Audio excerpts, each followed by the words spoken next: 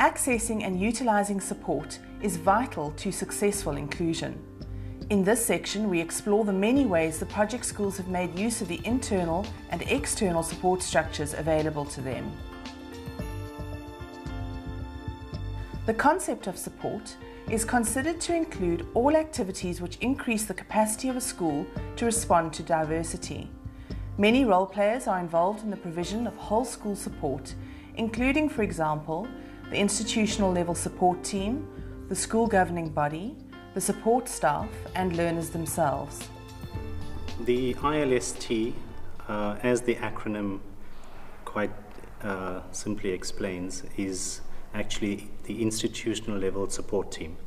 And at Claremont Primary School we have a committee of educators, and I'm the chairperson of that committee, who renders support to the entire teaching corps at the school. And our function primarily is to help teachers identify children with learning barriers and thereafter implement intervention strategies that will assist teachers to make sure that the learners with these barriers are able to cope with the curriculum. And our function also serves as one where we monitor the progress of the learners on a continual basis and thereafter evaluate the entire program. So the support that's offered is at an institutional level, then filters down to an individual teacher level, and then individual learner, and therefore it automatically encompasses the other role players like the parents, the circuit teams, and the inclusive education teams of the department. So it is primarily to ensure that children with learning barriers are identified as soon as possible and intervention strategies are implemented that are relevant. The individual support plan is a structured way to manage intervention strategies for a particular learner. Die hulpspan bespreek die probleme wat daar is met die leerders, die leerstoornisse, die leerprobleme, die emosionele probleme. Saam met die onderwyser dan bedink ons 'n plan en ons skryf dit neer, aksieplanne wat ons gaan doen om hierdie leerders te help. Ons stel ook individuele programme op vir intervensie en ons maak die strategieë baie duidelik sodat die onderwysers kan teruggaan klas toe en sodat hulle tyd optimaal benut kan word binne in die klas met die programme wat ons vir hulle gee. The ISP is an individual support plan. All my learners function on different levels. They are so different to each other and they've got different needs. So I need to address those needs as best as I can, and that's when the ISP comes into play. We have a format that we drew up from the CS document and we made it user-friendly as it is. So the people involved would be the teacher, parents, or any other caregiver. The child does not have a parent, or if there's a grandparent that is also involved with the child, an aunt, an uncle. And in that meeting, we follow a strategic plan. So we start and we listen to what the child, who the child is, background of the child, and any important information that we can use. And then we see where the need is. So each person sitting at the end of the day has got a job to do.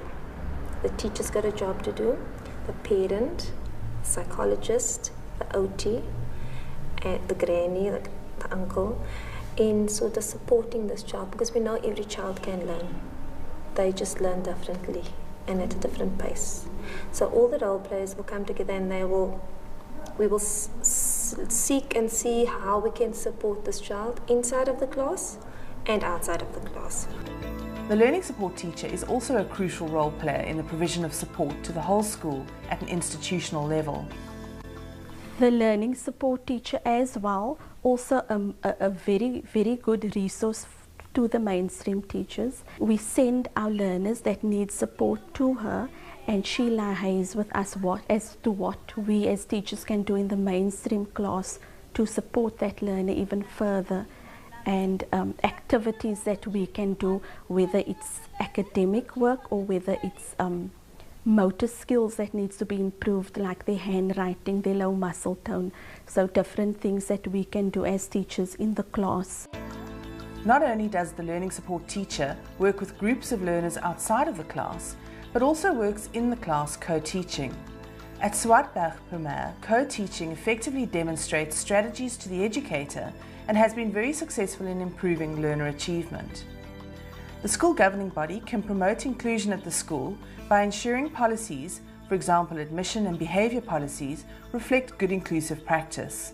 A committed and lively school governing body is an asset to any school. Die skool het ook 'n baie goeie infrastruktuur. Wat ek hierby bedoel is dat die skoolbeheerliggaam is so betrokke by alles. Ook met ons IEWC's vergaderings het hulle ingesit, hulle het insette gelewer wat nogal vir jou kan sê dat hierdie mense dra hierdie skool se kinders se belange op die hart. The vital role of the support staff at a school can never be underestimated. When I started here, I've got that love and passion for children, and seeing a child not having something to eat, it really touches my heart. And I just spoke to the Lord and I said, Lord, just lead me wherever I need to go. And I think this is where I was led in. Children coming to me, small little children coming to me and asking me for a piece of bread. And you know, with that compassionate heart, I cannot send those children away. So there are many times I even dig in my own pocket. I don't make it known, but that is how I like to go a mile ahead, just to help children, because you know, hunger is something not very nice. The tummy, and if a child don't eat, then a child cannot think. Ek het geweet dat die jonger kinders geboelie word. Ek het met die hoofde en die beheerliggaam 'n gesprek gevoer en ek het hulle gesê of daar nie 'n ander plan is om die kleiner kindertjies 'n halfie voor die tyd na die snoepie toe te laat kom. En dit het gewerk uitstekend. En die kindertjies kan weer terug na hulle klasse toe gaan, hulle kan rustig met hulle eet goedjies in hulle hande. En is gezond en is winstgevend. So ja, die groter kinders, ek het met hulle gepraat en lang gespreek, so dit werk uitstekend. Inclusion is everybody's business, and all district officials are involved in the process of implementing effective inclusion in the classroom, the school, and the wider education system. Capacity building is a high priority issue. Guidance is provided for the identification of barriers to learning and the development of individual support plans, and relevant staff development programs are offered and to develop the educators' skills to address diverse needs and barriers to learning in the classrooms and in the school. Constant support from the inclusive education team, from the education department. We have a visit every week to our unit class teacher where they discuss specifically those learners with learning barriers. However, I am quite pleased to note that the inclusive education team at the education department has hosted quite a number of workshops which sort of empowers us to become more independent and become more focused on trying to solve the problems that we have at our school level first, and then when it becomes a need to invite the school psychologist or the inclusive education team from the education department, we can always call on them for their support. They have rendered support, they have offered their support, and I think it's very important for us to empower the teachers and to build capacity within the school, because the reality is the first port of call to solving a problem is with the teacher in the class. Support from the district comes from the different pillars, in particular specialised learner and education support. Schools also make use of the circuit teams. Ons werk baie nou saam met meneer Anton Kritzinger, die skoolsielkundige, wat vir ons leerders skolasties kom toets, wat ook help met berading. En dan is daar ook mevrou Inge Schrewe, die skoolmaatskaplike werkster, wat ook op 'n gereelde basis kom, ondersteuning bied, leerders kom berading gee. En ons het 'n baie goeie verstaan met hulle. Hulle kom sit gewoonlik in soms as hulle die tyd het by ons vergaderings wat ons het. So daar's baie goeie samewerking tussen ons en hulle. The special schools which have been designated as resource centres also provide outreach to support full-service schools via the IE teams. The outreach, what Vista Nova Resource Centre, what I facilitate there is we come on a termly basis with the OTs, and the next day we come with the physiotherapist, and the next day we come with the speech therapist, and they actually share their knowledge and their expertise, which is one of the roles of the resource centres with the full service schools. So we have a lovely workshop where we all sit together, and the OTs and the physios and the speech therapists bring programs, and whether it be perceptual skill workbooks, whether it be phonological awareness, whether it be games and exercises. The physiotherapist would assess seating and apparatus exercises. And all this knowledge is just shared, and then it's been monitored and it's been followed up, which is another important aspect. There's one thing, giving support and then you walk away, but what actually happens after that? So here monitoring is put in place, further support is put in place. The following term it is made sure that whatever's been asked to do the previous term, it's now been implemented as well and followed up. And as the needs arise, so is the support given. And in that way also, the educator is a knowledge resource on the ILST. So whatever resources or knowledge is shared at that workshop can then be overflowed and shared to the rest of the school. A wealth of opportunity for support exists outside of the school in the community. Various NGOs and other service providers are able to offer support for reading, bereavement counselling, occupational therapy, social work, etc.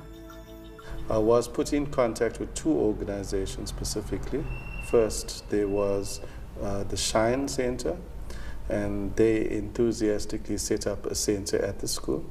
And they specifically aimed their work at literacy at grade 2 level. Subsequent to that, I managed to convince them to move it to grade 3 also, and also to incorporate some math.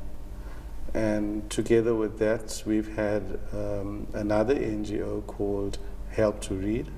They do individual literacy support with all our learners, individuals of course, from grade 1 to 7. Ons is dalk bevoorreg dat ons in die afgelope tyd baie buiteliggame gehad het wat die skool ondersteun.